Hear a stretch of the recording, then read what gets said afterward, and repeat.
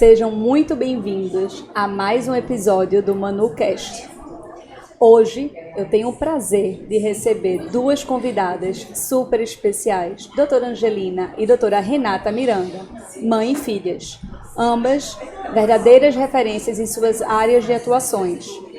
Doutora Angelina é médica com especialização pelo Real Hospital Português e pelo renomado Hospital Sírio-Libanês, enquanto doutora Renata, doutora pela UFPE e com residência em endoscopia digestiva também pelo Hospital Sírio-Libanês. Elas trazem uma vasta experiência e conhecimento.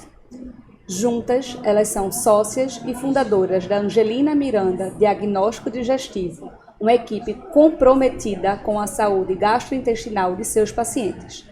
Então, se você tem dúvidas sobre o que é o câncer coloretal, quando começar a fazer esses exames, os preventivos ou prevenir essa condição, aumente o som e prepare-se para uma conversa esclarecedora. É um imenso prazer tê-las conosco aqui e muito obrigada por aceitar o nosso convite, doutora Renata e doutora Angelina. Muito feliz de ter vocês aqui. Obrigada de verdade. Fiquei muito feliz, né, a gente já tinha falado, né, Renata, sobre fazer o podcast, né, nessa época agora tão importante, né, do Março Azul. Isso.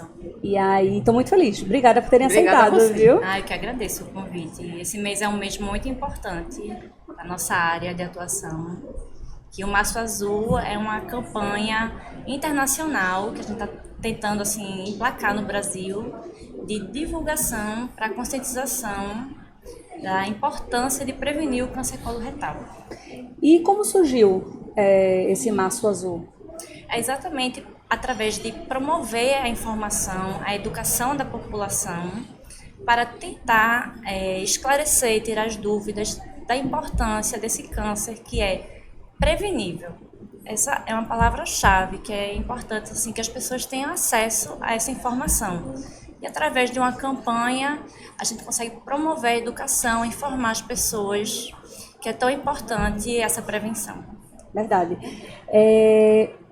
Qual seria a forma de a gente realmente prevenir?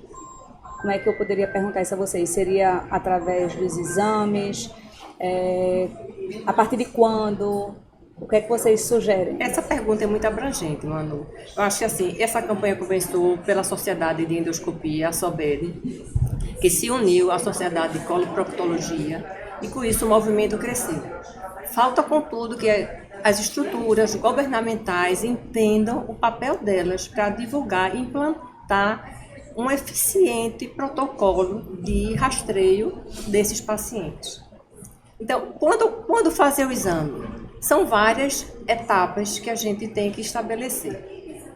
Qual o seu propósito? É prevenir a doença? Você já teve um caso na família? Você tem que faixa etária? Tudo isso deve ser entendido em cada etapa para poder fazer um protocolo de prevenção adequado. Certo. Se você tem um caso na família, se você tem um parente do primeiro grau, pai ou mãe, que teve o câncer coloretal, que é o câncer do intestino, você deve fazer a sua colonoscopia 10 anos antes da idade que ele foi acometido, seu pai ou sua mãe. Ou seja, se o pai foi acometido com 30 anos de idade... Não, geralmente não vai ser. A faixa etária do câncer coloretal é mais elevada. Então, por volta dos 60 anos, se ele teve... Mas tem casos, né, doutora? Tem, mas não é tão frequente.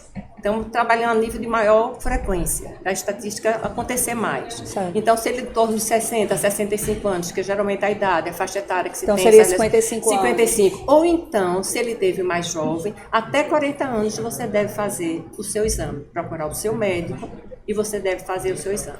E qual é a importância da colonoscopia para a detecção precoce do câncer coloretal? Porque com a colonoscopia a gente consegue identificar e remover as lesões precursoras. Ou seja, Por o exame, isso... eu estou perguntando assim bem leigamente, porque provavelmente nossos ouvintes não entendem, né? Assim, o exame não é só para você visualizar, mas você já faz algum tipo de... Você já retira alguma coisa. Você já faz a prevenção. Por isso que é tão importante. Imagine que você pudesse tomar uma vacina para evitar de ter um câncer. HPV, né? Que falam. Então, não, diga até imagine assim, caso. Então se você pudesse tomar uma vacina para não ter o câncer coloretal, você não tomaria? Sim. Essa vacina é a colonoscopia. Por que eu digo isso? Porque com a colonoscopia você consegue identificar as lesões precursoras. Então você vai fazendo a limpeza, tirando os pólipos, que são as lesões benignas que podem vir a virar o câncer. Então, por isso que a colonoscopia é tão importante, porque o rastreamento, quando a gente fala em rastreamento, é fazer exame em pessoas que não têm sintoma. É diferente de quando você tem um sintoma e vai fazer a colonoscopia. Então, quando a gente fala na prevenção do rastreamento, é pegar uma população que tem um risco. Qual é o risco? A idade. Então, uma população de risco médio. Qual é uma população de risco médio? Uma população a partir de 50 anos. Ou seja, seriam as pessoas que são indicadas ao rastreamento para esse tipo de câncer, vamos dizer, Isso. pessoas a partir de 50 anos de idade. Independente de sintomas. Certo. Então, o que é que foi visto? É porque as pessoas acham também, desculpa te interromper, mas assim, eu não sinto nada, já tenho 55 anos, eu não preciso fazer colonoscopia. E não é bem assim. A ideia é exatamente ao contrário. É você fazer o exame quando você não tem sintoma para fazer a limpeza dessas lesões que podem vir a se tornar um câncer. Entendi, perfeito. Então, em países, por exemplo, na Holanda, na Inglaterra, no Canadá, que já tem esse programa há anos, o que se observou que tem diminuído a incidência, que são os casos novos de câncer coloretal. Não, sua fala foi assim, certeira, porque você falou exatamente isso, a pessoa tem que fazer o exame para fazer a retirada dos pólipos e aí prevenir realmente, né? Porque aquilo poderia virar um câncer. A mucosa normal do intestino, ela sofre alterações genéticas. História familiar em torno de 20% a 30%. Então, os outros 80% são lesões que vão aparecer, que se chama lesões esporádicas, que vão aparecer em qualquer pessoa, e que esses 80%, se você fizer a colonoscopia, nesse momento que uma faixa etária limite foi estabelecida, atualmente é 45 anos, você vai, quando chegar numa fase maior, daqui a 10, 15 anos, que você teria aquela lesão, que era de se esperar que aparecesse uma lesão daqueles pequenos pólipos, aqueles adenomas que você não tinha retirado, você não vai ter essa lesão. Acontece atualmente um declínio. A população mais velha, que está sendo rastreada, que está sendo examinada, pacientes assintomáticos, pacientes que não têm queixas no intestino, que não tem sangramento, que não tem dor abdominal, que são as principais queixas, eles estão fazendo os exames e nessa faixa etária que ele poderia ter o adenoma ter se transformado, porque ele passa em torno de 10 anos, a pequena lesão que você detectou aos 40 anos, ela leva em torno de 10 anos para virar um câncer. Então, se você consegue entender que esse rastreio, essa investigação antecipada vai lhe permitir importância, né? Não desenvolver um tumor. Isso precisa ser entendido. E esses programas deviam ser feitos como foram feitos antigamente com câncer de mama. Sim. A gente até fez câncer de no endométrio. Outubro Rosa, a gente fez, né? Quer dizer, já existe esse entendimento. E, infelizmente, o câncer de intestino ainda tem preconceito das pessoas, aquilo que a gente estava falando antes, por ter um preparo, por não ser um que vamos exame que chegar você vai assunto, ali. vamos chegar nesse não é um assunto. exame que você vai ali e faz. Então, tem que ter... Viu, meninas? Tem que ter todo este entendimento, não é? Essa conscientização. E o seu papel, isso que você está fazendo agora, é de extrema valia.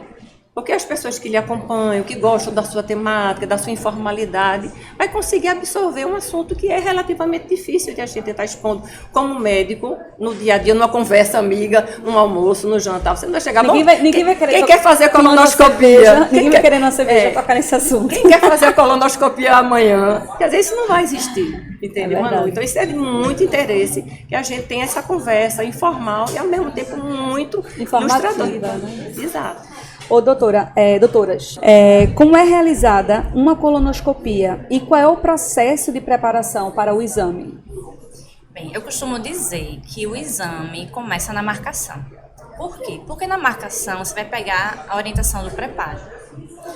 E um preparo bem feito é fundamental para a gente poder identificar essas lesões tão pequenas que precisam ser removidas, apesar de serem pequenas. Então, um preparo adequado, você consegue ter um exame de qualidade que garante que aquela prevenção foi bem feita.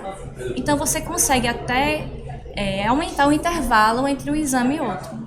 Um preparo que não está bem feito, como é que eu vou dizer para você, volta daqui a 10 anos? Tá entendendo? Então, o exame começa na marcação. É uma oportunidade de você tirar suas dúvidas, de saber até o porquê. Por que eu posso comer isso, não posso comer aquilo? Porque como é que é esse preparo? É uma dieta sem fibra, com alimentos que têm uma absorção rápida pelo intestino fino, que a gente chama de intestino delgado, antes que chegue no colo. Então a gente não quer resíduo, porque o resíduo, que é fibra, semente, pele, Vai ficar lá e pode vai ficar atrapalhar, lá né? e pode mascarar esses poros. Então você pode comer macarrão, torrada, clara de ovo, suspiro, gelatina. Vocês passam uma dieta, né? Tem toda uma dieta. Aí tem o laxante, tem dieta. Tem os óleos, porque os óleos ajudam o esvaziamento. Isso, eu lembro. Óleo vegetal, óleo de coco. Isso. Tomei tudo. Para lubrificá-la. A quantidade de dias de dieta depende do seu hábito intestinal. Se você tem intestino mais preguiçoso, você precisa de uma dieta de mais dias, porque seu intestino demora a esvaziar mais.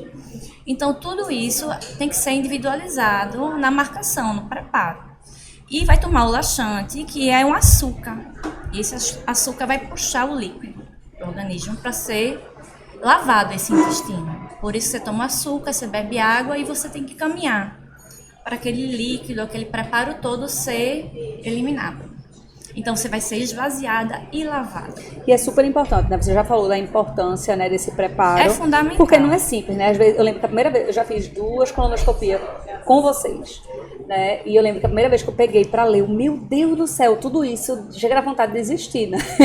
Mas na realidade existe um roteiro que parece rigoroso, que parece difícil. Não, quando eu terminei, eu disse a Renata, eu achava que era, eu tinha um medo muito que maior, é super desafiador. simples, não é bicho de sete Na cabeças. realidade não é. O que existe são etapas que você tem que se conscientizar, que a sua dieta é importante, que você não vai ter fome, né? Que você vai ter alimentos que você vai ser permitido que você coma, e aí vai ter alguns que são restritos. Mas o laxante, os comprimidos que você toma, da orientação na nossa clínica, a gente individualiza. Se você tem alguma dificuldade por determinado laxante, a gente substitui por outro. A gente passa já o analgésico, caso não vou ter cólica. Não, você não vai ter cólica, porque você tem a opção de tomar esse analgésico.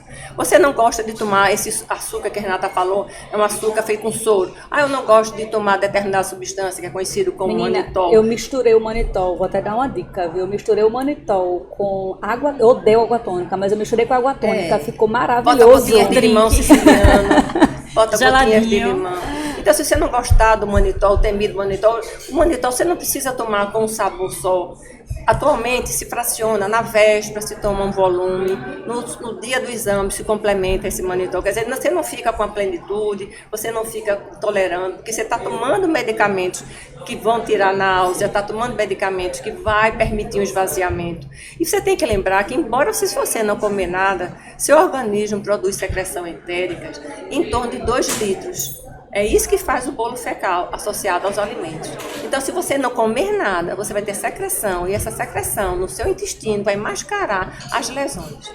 Então, não adianta a gente ter aparelhos super sofisticados que detectam lesões mínimas, ver alterações de relevo, alterações de coloração de mucosa, de vasculatura. Quer dizer, a gente permite fazer um exame rico, como a Renata falou, que ele dá garantia de 5, de 10 anos. Mas para isso acontecer, que você possa usufruir desse benefício, desse privilégio, de passar a sua avaliação, você precisa contribuir também com um excelente preparo e, principalmente, você tem que chegar bem para o exame. Você precisa estar na condição clínica que a gente possa, quando for aferir sua pressão, quando for ver seus sinais vitais, que você está equilibrado, que você está hidratado, que a gente vai poder fazer uma medicação de sedação, que o exame é com sedação, e você vai tolerar o procedimento e vai sair de lá estável. Entende, Manu? Entendo, total. E uma experiência positiva é bom assim para todo mundo, porque você, eu fiz, foi confortável, aí uma pessoa que está precisando fazer se motiva, Sim. vai quebrando Minha mãe mesmo esse nunca mito. fez. Não pode. Pois é, eu disse a ela, mãe, quando a Renata falou, Renata explicou exatamente isso a manhã, que era tipo uma vacina e tal. Mãe disse, eu preciso ir. Ainda não marcou, viu? Mãe tem que fazer. Cobre a ela, estimule ela a fazer. Porque assim, aparenta ser algo raro, mas não é. O câncer coloretal é o segundo câncer mais frequente no Brasil. É o segundo que mais mata, tanto em homens quanto em mulheres. Então, se você, para ter uma ideia, por exemplo, 1 a cada 22 homens e 1 a cada 24 mulheres vão ter câncer de coloretal. Para você ter uma perspectiva disso, imagine você está assistindo um jogo de futebol. Um daqueles jogadores vai vir a ter câncer coloretal. Então não é tão raro assim. E é prevenível, é Só evitável. perde para o câncer de mama da mulher e o de próstata do homem. O que lá vai eu falar assim, Natália, minha prima, ela teve um câncer. Ah, não, foi de estômago. É verdade, não é? Mas é muito frequente. Infelizmente. E na época que ela se tratou, eu lembro de estômago, tinha um rapaz de Recife também, que eu acho que era mais ou menos assim, da mesma turminha, que eu acho que ele teve de intestino. Por isso que eu fiquei com isso na minha cabeça, porque eu acho que ele não tinha mais do que 40 anos e ele teve o câncer de Isso que você intestino. está falando é muito importante, porque a prevenção do câncer coloretal, que é o câncer de intestino, passa exatamente por isso, a prevenção primária e a prevenção secundária. A prevenção primária são esses cuidados, são essas alterações que você, no seu dia a dia, vai tendo uma obesidade, ou você tem uma diabetes, você come mais embutidos, você se permite... Eu vou perguntar sobre isso. Pronto, então são essas alterações que estão modificando em torno de 80% das alterações que vão acontecer e você vai, infelizmente, desenvolver o seu câncer coloretal. Existe, confirmado já de literatura, estudos populacionais de grande escala, que as medidas preventivas são importantes. São essas medidas que eu acho que a gente deveria conversar sobre isso, né, Renata? Porque é uma coisa que você, no seu dia a dia, você, as pessoas que estão assistindo, elas podem modificar, elas podem evitar ter um câncer coloretal se tiver esses aspectos protectivos entendidos e colocados na sua dieta, no seu dia a dia, nos seus hábitos. Sim, é verdade. Quais são os sinais e sintomas de câncer do colo retal que as pessoas devem ficar atentos? Existe algum sinal, sintomas? Existe. Agora, no meu doutorado na Federal, eu fiz um banco de tumores. Minha tese foi em câncer gástrico, mas a gente também pesquisou câncer coloretal. E a gente observou que os sintomas mais frequentes é sangramento do abdominal, perda de peso e cansaço. Então, na nossa população foram os sintomas mais frequentes. Então, é importante também que, dependendo da localização do tumor, esse sintoma vai variar. Por exemplo, se for mais do lado esquerdo, que é mais perto da saída, então é mais como um sangramento. Já se for do lado direito, que fica longe do reto, assim, da via de saída, então é mais como uma anemia, perda de peso. Pois é, e assim, o nosso corpo dá sinal, né? Toda hora. Isso. E as pessoas não ficam atentas, ou se estão atentos, finge que, não, depois eu vejo, depois eu resolvo. Isso é porque as pessoas estão achando que a faixa etária, geralmente são pacientes mais jovens, que estão com esses sintomas, que estão com essas alterações, e não se acham que estão vulneráveis a ter um problema. Quer dizer, está sangrando, não, sou jovem, eu não estou sangrando porque eu estou com tumor, estou sangrando porque eu tenho uma hemorroida, eu tenho uma fissura. Mas se for, tem que fazer o exame para saber, né? Mas tem que fazer. Como é que vai ter certeza? Mas acha isso, que né? não precisa. Uma diarreia. Seu intestino é preguiçoso, de repente você está com o intestino mais solto. É uma lesão que está lá, é muito frequente. As lesões que o Renato mais distais, mais perto da margem anal, são lesões que dão esse tipo de sintomas. Quando uma lesão é na parte superior do intestino, no colo direito, elas são silenciosas. Muitas vezes os diagnósticos já são em fases mais avançados, entende? Entendi. Então, o câncer não é silencioso. Dá sinais. As pessoas é que não estão atentas àquelas manifestações. Não valorizam. Eu sou muito ligada no meu corpo. Às vezes eu digo que eu até sou atenta demais. Às vezes eu gostaria de não... Supervaloriza, mas é melhor assim. Eu poderia não ter notado aquilo e ter passado sem essa. Porque assim, eu fico... Às vezes eu sinto alguma coisa, eu vou logo atrás para saber o que é, né? Tá certo, é melhor. E É esclarecedor, né? E nas mulheres é mais comum assim no lado direito. E nos jovens é mais comum no lado esquerdo. Entendi. Então, alterações de hábito intestinal, que é isso que a doutora Júlia falou.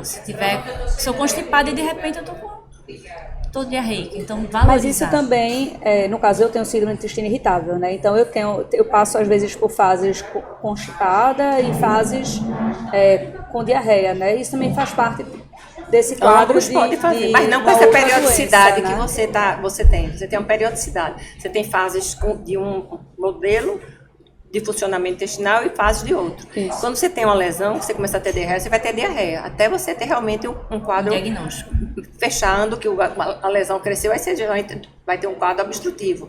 Mas é diferente, você não vai ter essa alternância que tem num quadro de doença inflamatória ou doença intestinal. E deixa eu perguntar, quais são as medidas de prevenção primária e secundária na promoção da saúde coloretal? Então, na prevenção primária, é um hábito de vida saudável. Então, tudo que engloba isso. É a dieta, assim, você Estilo de vida, estilo né? de vida. Deve comer fibras, frutas, vegetais, leite, evitar gordura, carne vermelha, mais que 300 gramas por semana, incentivar a atividade física, então pelo menos 30 minutinhos, 5 vezes por semana. Tomar suas vitaminas que são orientadas. Se a mulher, se for indicada a reposição hormonal, fazer a sua reposição hormonal. São hábitos saudáveis daquela pessoa individualmente. Então, você precisa estar o quê? Ir no seu médico. Quem são essas pessoas que podem ajudar a você fazer a sua prevenção primária? É o médico do seu bairro, isso numa camada que não tem acesso ao seu plano de saúde. É o médico do seu bairro, é o médico da sua região, são aquelas pessoas que cuidam da saúde da família. Então, são esses colegas que têm que orientar, quando for fazer uma revisão clínica, quer que seja na pessoa mais jovem, já começar a explicar a importância daquela prevenção. Já começou. Já não vai ter a diabetes, já não vai ter a obesidade, já não vai ter problemas secundários por conta do comportamento inadequado, da inatividade física, não ter a prática de esporte. Então, vamos esperar que o médico dessas regiões pense nisso, que esses colegas indiquem a essas pessoas fazer esta prevenção.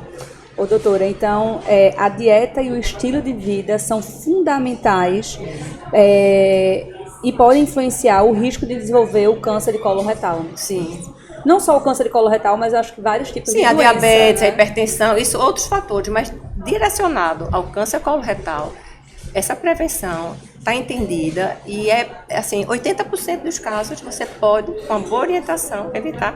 Claro, associada a depois a que a gente vai falar na prevenção secundária, que seria o exame de colonoscopia. Perfeito, perfeito. E quais são os avanços recentes no diagnóstico e tratamento do câncer de colo retal? Então, o diagnóstico deve ser feito pela colonoscopia e com a biópsia. Então, a biópsia vai fechar o diagnóstico do câncer. E o que é importante é que quanto mais cedo você diagnostica, maior a chance de cura. Melhor vai ser o tratamento, vão ser maiores as possibilidades de tratamento. Então, isso é muito importante. O que é que acontece na prática? 65% dos diagnósticos já são em estágio avançado, quando diminui a chance de cura. Então, o tratamento vai ser individualizado, dependendo do estadiamento, que a gente chama da doença. E é bom lembrar que nessa fase inicial, a maior parte das lesões, mesmo lesões que já tenham modificações, que são lesões que a gente chama com displasia, mas ainda que seja uma lesão localizada, são tratáveis pela colonoscopia. Existem procedimentos, quer retiradas, que a gente chama de mucosectomia, que são retiradas mais superficiais, ou retiradas que você precisa retirar a maior quantidade de tecido, mas são procedimentos que a colonoscopia, no ato que você está sendo examinado, você já pode curar o seu câncer. Perfeito. Claro que depois você vai ter um acompanhamento, dependendo do que foi feito, se teve mais de uma lesão. Normalmente, nesses casos, que você tirou uma lesão, aí você deve fazer um acompanhamento a cada 3 anos, um acompanhamento mais próximo. Você não vai deixar um paciente como se daqui a 10 anos, não. O paciente vai repetir a próxima colonoscopia com 3 anos. Se você tiver lesões que não tenham esse índice de displasia de alto grau, seria displasia de baixo grau, quando você faz a colonoscopia, detecta um pólipo adenomatoso, mesmo que seja um pouco maior, mas até 1 centímetro, você já resseca, você tira e o paciente repete Ou seja, a cada já é meio 5 caminho anos. andado, né? Mas isso vai depender da precocidade com que você for avaliado. Pois é, então, gente, vamos fazer, né, colonoscopia. Se conscientizar da importância e da relevância que você tem na sua saúde. É verdade. Você consegue direcionar uma prevenção cuidadosa, não é? E acho que a gente está aqui para isso, para lembrar você, seus amigos, divulgar essa ideia, divulgar essa necessidade, e esse março azul fique como alerta, não é, Renata? Para que a gente consiga transformar essa insegurança, esse receio de fazer a colonoscopia. Procure seus médicos, os ginecologistas, no caso das mulheres, os cardiologistas, que nossos colegas lembrem-se que o Março Azul está aqui para a gente trocar ideias e divulgar a necessidade da prevenção do câncer coloretal. Na expectativa que essa campanha vire realmente um programa de rastreamento nacional do câncer coloretal. A gente sabe que o Brasil é muito heterogêneo, então cada região tem uma incidência, um risco maior, outros menores, mas que a gente precisa fazer a nossa parte, que essa promoção de saúde, essa informação que você está fazendo, de divulgar, porque a prevenção primária já começa com a informação. Verdade. Gente, vamos dar uma pausa só para a gente falar sobre o Momento Verde. O Momento Verde, Renata já assistiu alguns podcasts, ela sabe que o nosso podcast sempre tem um Momento Verde. E o Momento Verde é uma pausa para a gente pensar e refletir para o nosso dia a dia, meio ambiente. Então eu queria saber se tem algo que vocês fazem em prol do meio ambiente, ou se tem algo que vocês gostariam de fazer. Né, ou dar como dica, eu faço isso em casa, eu acho massa, acho que as pessoas poderiam começar a fazer. Então compartilha com a gente algo que vocês duas façam. Quem vai falar primeiro? Já sei que a doutora Angelina tem um dedinho verde, né? Eu tenho esse hábito de cultivar plantas, gosto, e fiquei assim muito feliz que a última vez que a vigilância sanitária foi lá na clínica, a única restrição que ela nos fez foi que a gente tinha verde demais, que a gente poderia diminuir um pouco de verde da clínica. Infelizmente eu não consegui. Toda vez que ela chega lá, ela acha graça e tira só das áreas de esterilização, das áreas que realmente eu sei que não posso. Porque até na área de esterilização tinha uma plantinha. Aí ela disse, essa aqui a senhora vai tirar. Eu digo, não, essa aí já foi retirada. E no dia a dia é isso, né? A gente procura ser bem consciente do consumo de papel, do consumo de reaproveitar os materiais. Nós temos esse hábito lá na clínica, né, de Renata, de reciclar tudo que a gente pode. As substâncias que são empregadas, elas têm um descarte orientado, as empresas que fazem o recolhimento. Então, existe todo um programa já estabelecido. Agora, infelizmente, no dia a dia, a gente se deixa envolver, né? E às vezes eu queria até que você passasse uma listinha do que a gente poderia melhorar, e eu agradeço. E você, no seu dia a dia, na sua casa, tem algo assim, eu uso cotonete aqueles de papel ao invés de plástico, tem alguma coisa assim que a senhora faz? Não. Tá vendo? Vou passar uma listinha para ela. Pode me dar. Eu conheço de madeira, de papel eu nem conheço. Tem porque ele parece uma madeirinha, aquela então esse eu conheço. Papel, pronto, aquele é papel, né? E tu, Renata, tem algo? Eu sou bem assim, como eu posso dizer, eu não suporto desperdício. Qualquer tipo de desperdício, de energia, de água, de papel. De comida. Então eu sou bem... Sai apagando tudo, sai afastando tudo. Cadê o cesto das folhas para serem reutilizadas? Para serem recicláveis, cadê? Mas isso a gente faz há muitos anos. É frente e verso, folha é frente e verso. Aqui no escritório daqui do restaurante também é frente e verso. Sempre então tudo, eu sou bem assim... Consciente. E me incomoda ver desperdício. Realmente é uma coisa que me incomoda, né? Que me incomoda. Muito bom. Olha, eu queria saber o que as pessoas podem fazer para se protegerem e se prevenirem contra o câncer de colo retal. Apanhado aí do que a gente falou. Adotar esses hábitos de vida saudáveis.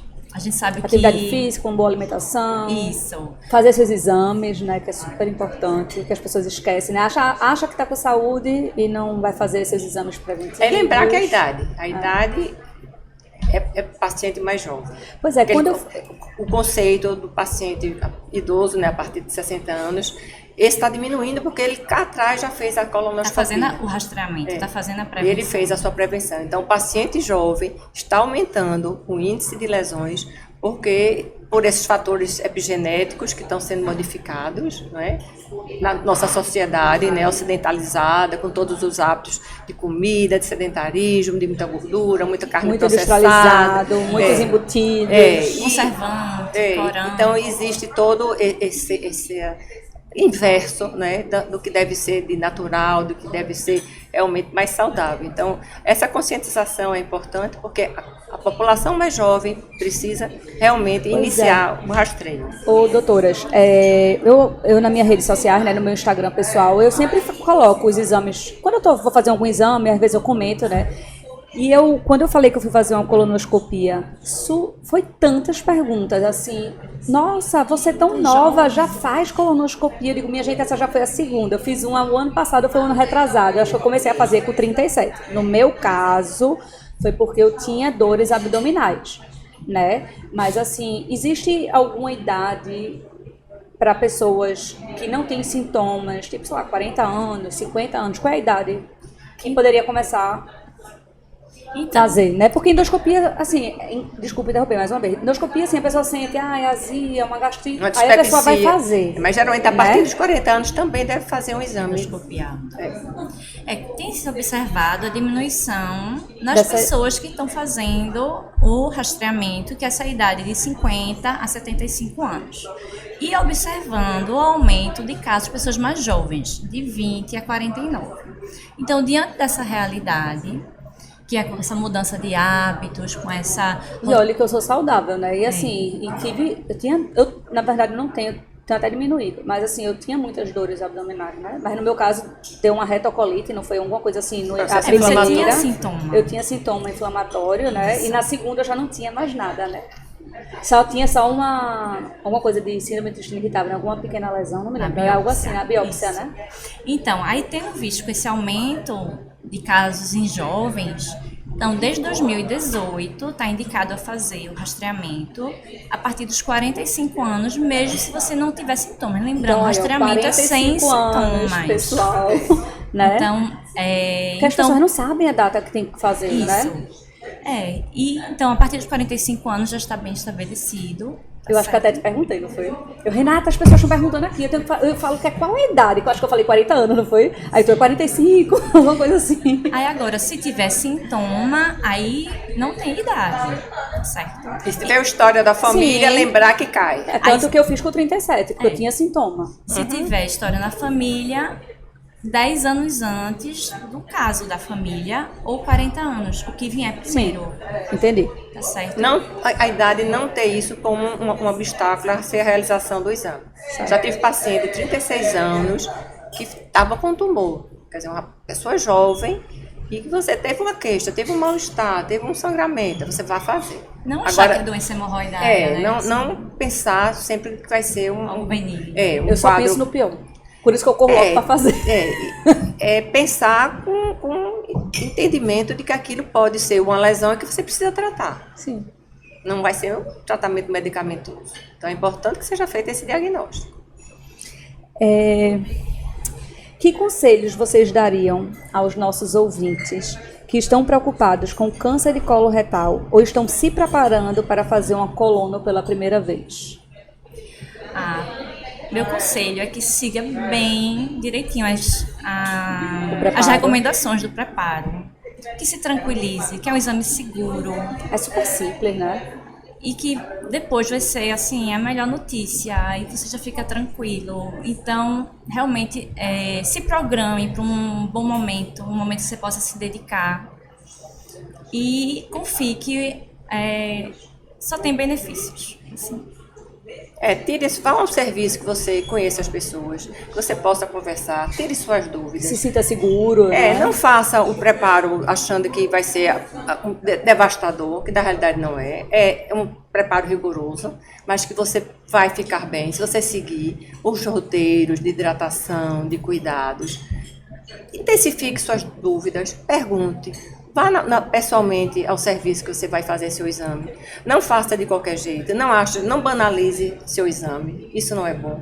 Porque você vai deixar de fazer um exame cuidadoso se você não tiver um bom preparo. Porque às vezes as pessoas depois eu repito. Não é assim. Faça, se dedique, e você vai ter todos os benefícios de um bom exame, bem feito, com qualidade, com conforto, com segurança. Já aconteceu de vocês iniciarem o exame e ver que o preparo não foi muito bem feito, e aí vocês param, não faz o exame, tem que marcar um outro dia? Tem que continuar o preparo. Meu Deus. A pessoa quando acorda vai dizer, 48 horas. Vai eu fazer de novo. Porque não adianta, você só se submeter a fazer um exame e não... Seleciona riscos, sem benefícios. Pacientes que fizeram exames em determinados lugares, o exame foi inconclusivo, a pessoa se deu por satisfeita, não tenho nada, só foi visto até lá ali, com muito otimismo. Um ano depois voltou com as mesmas queixas. Eu vi, o paciente fez o exame e tinha uma grande lesão. Na época já existia. Então, se você fez o exame, precisou interromper, porque o preparo estava inadequado, realmente espere, se não puder fazer no dia seguinte, se não puder continuar aquele preparo, interrompa, volte, faça em um outro momento muito próximo, porque você precisa ter um diagnóstico. Se você tem queixas, tem um sangramento, tem uma dor abdominal, e seu exame foi inconclusivo, porque um exame que não foi completo é um exame conclusivo, você precisa realmente se dedicar, rever qual foi a dificuldade que você teve, como você pode melhorar o seu preparo, se você precisa fazer no ambiente, como você sabe que a gente tem lá o Day Clinic, sendo monitorado, o paciente sendo hidratado, sendo acompanhado por nós e pelo pessoal de enfermagem, quer dizer, você vai ter o apoio do ambiente. Eu sou suspeita, porque eu amo vocês, né? E a Arnenda fica fazendo cafuné lá na cabeça. Tem uma enfermeira lá que eu digo, ela é tão boazinha que ela fica fazendo cafuné, quando eu vejo eu já dormi, né? Mas foi a sedação que fez você dormir, não foi o cafuné, não. Eu sei. Mas assim, a gente se sente acolhido, né? Sem dúvida, é uma coisa, é um ambiente é fundamental, né? É fundamental. Essa experiência positiva, né? Porque isso vai trazer essa corrente de se motivar, sua mãe vai querer ir. Eu já fiz 3 vezes, Renata já fez em mim 3 vezes. E Renata já fez? Não, foi eu já disse a ela, Renata, você tem que fazer o seu, viu? Tá, já quantos fiz 3 anos? vezes. 43. Mas não 40, não tem ano dor, que vem, não tem 45. dores, né? Não tem Mas nada, até não tem 45 nada, ela vai fazer, porque eu tô lá cobrando dela. Eu espero que no próximo março azul você diga que fez e conte como foi seu preparo. Venha dar o seu depoimento, né? Venha dar seu depoimento.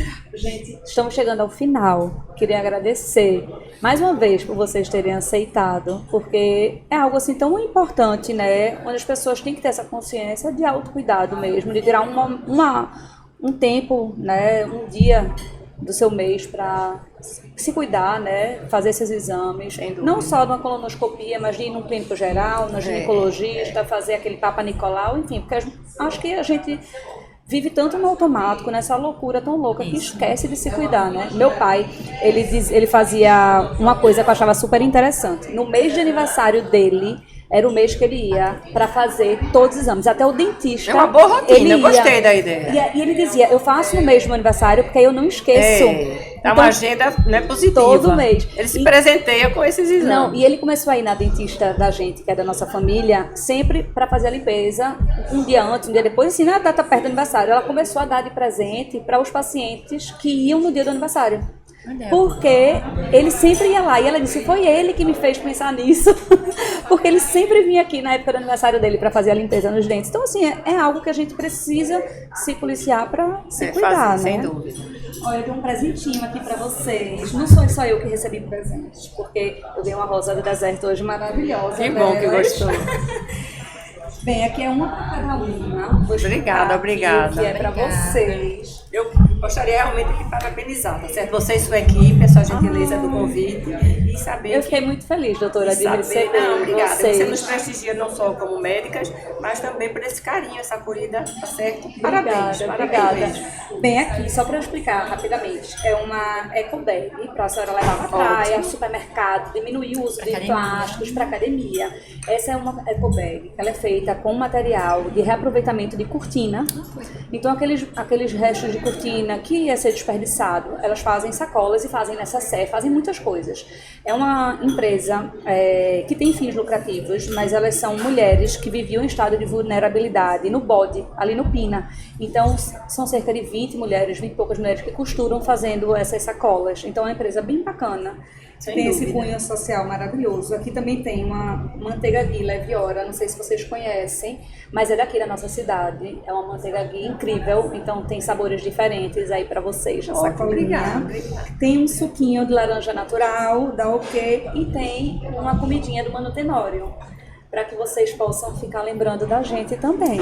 Muitíssimo obrigada, Gil. Foi ótimo. Obrigada a você. E parabéns pelo Eu queria que vocês falassem as redes sociais, a rede social da clínica, a rede social pessoal de vocês, se vocês quiserem divulgar, para que as pessoas possam entrar em contato, tirar as dúvidas, marcar o seu exame, né? Fala aí, cada uma. Renata e doutora Angelina. Então, a gente pode ser localizado pelo Instagram da clínica, que é o AM Diagnóstico. Eu vou escrever aqui Isso. embaixo na descrição. E, por favor, mandem em direct, podem perguntar. Vocês tá estão lá sempre disponível. respondendo as perguntas. Perfeito. Então a gente coloca o Instagram da clínica. Tem algum telefone da clínica que vocês queiram deixar? Posso Pode, deixar lógico. tudo Na descrição. descrição. Perfeito, a gente bota. Vou agradecer mais uma vez, viu? Obrigadíssima. Obrigada a vocês que nos ouviram até agora. Gostaria de agradecer a Grupo Frutaria, que sempre manda essas frutas selecionadas. Tem também a seleção de frutas orgânicas, que manda sempre com tanto carinho. A Florância Ateliê Botânico, que hoje ela mandou esse arranjo azul. E pior que ela não sabia que ia ser esse tema, viu? De março azul. Ela mandou com essas hortênsias azuis maravilhosas, né? Obrigada, Florância, Grupo Frutaria. Não se esqueçam de se inscrever no canal, de curtir esse episódio, de compartilhar esse episódio, que é muito importante a gente divulgar. Também tem o Instagram do ManuCast, @siga_ManuCast. E não se esqueça de sempre interagir com a gente e deixar seus comentários aqui. Tchau!